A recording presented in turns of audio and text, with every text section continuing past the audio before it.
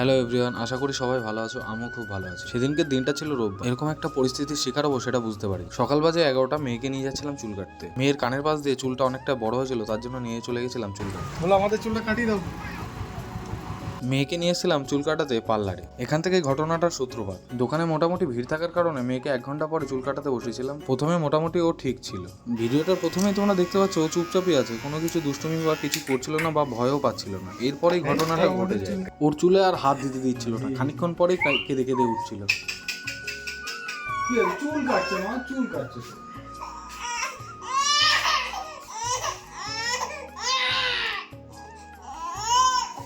আসলেই প্রথমবার মেয়েকে চুল কাটাতে নিয়েছিলাম পার্লারে, এর জন্য এই সমস্যাটা ঘটে। তারপর ওর মাকে নিয়ে আসে, নিজ জন্য জ্বালাচ্ছিল বেশি। সব জ্বালা যন্ত্রণা সহ্য করে ফাইনালি ওর চুল কাটাটা কমপ্লিট হয়েই গেল।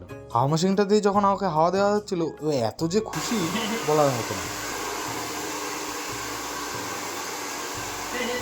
ফাইনালি মেয়ের চুল কাটা কমপ্লিট। এতক্ষণ ভিডিওটা দেখার জন্য সকলকে অসংখ্য অসংখ্য ধন্যবাদ।